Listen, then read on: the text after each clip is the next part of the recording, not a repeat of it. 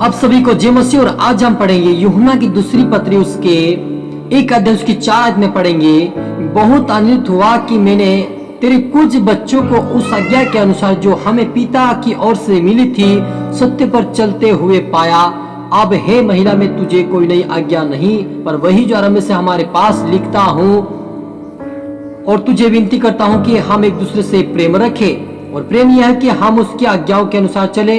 यह वही आज्ञा है जो तुमने आरंभ से सुनी है। हालेलुया। हम प्रार्थना करें। धन्यवाद प्रभु यीशु, पवित्र आत्मा, पिता परमेश्वर, मेरे खुदा और मेरे राजा प्रभु जी, हे पवित्र आत्मा, हम हरि को सीखा। आज हम तेरे सत्य को जाने, सत्य को प्रभु आपने कहा कि सत्य को तुम जानो, सत्य तुम्हें स्वतंत्र करेगा।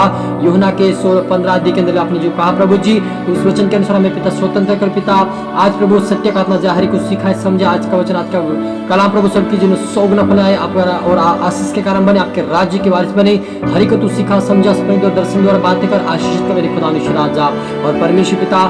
कोई भी पिता आत्मा प्रभु जी भटकना ना पाए कोई व्यक्ति, लेकिन प्रभु आपके सत्य पर चले और परमेश्वर आपके प्रेम में हमेशा बने रहे, आपके आज्ञाकारिता में हमेशा बने रहे और आपके स्वर्गीय राज्य के वारिस बने मेरे परमेश्वर। सभी को सिखा, समझो और स्वर्गीय राज्य के वारिस बने मेरे पिता। और आप मेरे मुख से बातें कर प्रभु जी। ये प्रार्थना दुआ यीशु के मीठे मधुर नाम से मांगते हैं, आमीन।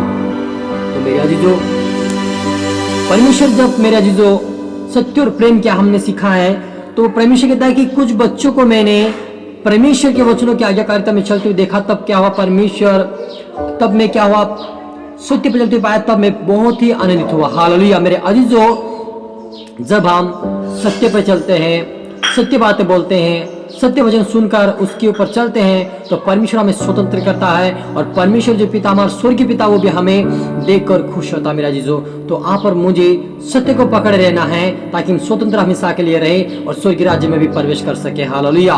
तो मेरे अजीजों, परमेश्वर कहता है कि तुम सत्य के ऊपर हमेशा चलते रहो और मैं तुम्हारे साथ साथ चलूंगा, तुम्हें स्वतंत्र करता रहूंगा, पाप से बचाऊंगा, बुराई से बचाऊंगा, एक्सीडेंट से बचाऊंगा, प्रॉब्लम से बचाऊंगा, हर बीमारी से बचाऊंगा। तुम्हें क्या करूं, अंत जीवन में भी प्रवेश करने का मौका दूंगा। कहा हालेलुया। और यहाँ पर कहता है कि हे महिला, में वहां पर कहता है कि मैं कुछ नई आज्ञा नहीं तुम्हें देता हूँ, लेकिन वही जो आरंभ से आ रही वही आज्ञा तुम्हें देता कि तुम एक दूसरे से प्रेम रखो। और प्रेम इसमें यह है कि हम उसकी आज्ञाओं का पालन करें। हालेलुया। मेरे अजीजों, बार बार आज्ञाकारिता का वचन क्यों आ रहा है? क्योंकि बहुत सारे लोग आजकल विश्वास में तो है लेकिन वो आज्ञाकारिता में नहीं है, इसलिए बार बार कहता है वो आज्ञाकारी बनो, आज्ञा में चलो। हालेलुया।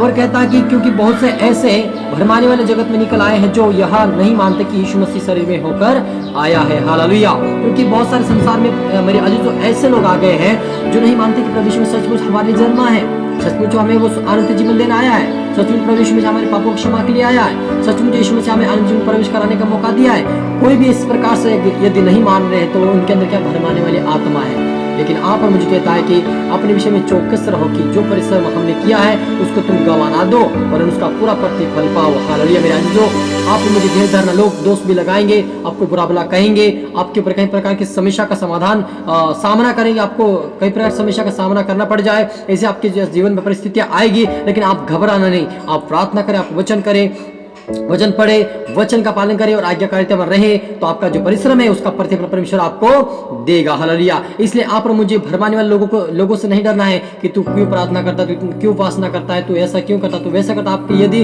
आपको प्रभु के विरुद्ध में कुछ बातें बोल रहा है तो आपको सावधान होना चाहिए कि वो प्रभु के विरुद्ध में चल रहा है। यदि आपको कोई संसार की बातों से आपको पवित्रता में ला रहा तो उसके ऊपर आप ध्यान देना है। तो इसलिए परमेश्वर कहता है कि तुम चौकस रहो। आप और मुझे चौकस इस बात में रहना कि हमें परमेश्वर क्या कहता है, हमें क्या सिखाता है, वो क्या आज्ञा देता है, उसके अनुसार ही हमें करना है और परमेश्वर की इच्छाओं को हमें पूरी करना है। हालेलुया।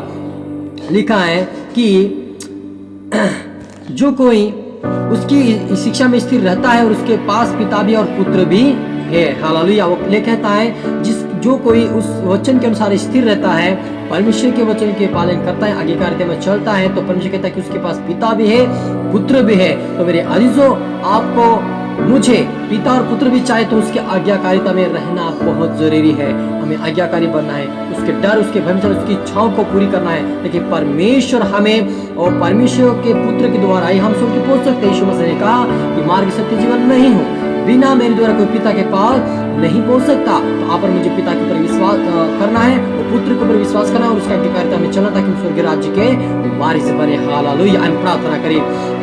रूहाना रबा समदोना रीखा नबा Holi might dream of power. पवित्र आत्मा पिता परमेश्वर मेरे खुदा मेरे शुराजा आज केवल का कलाम से पिता आपकी सत्य को जानने पाए, सत्यों को पिता अपने में स्वतंत्र कर मेरे पिता, पाप और बुराई से बीमारी से महामारी को स्वतंत्र कर मेरे पिता।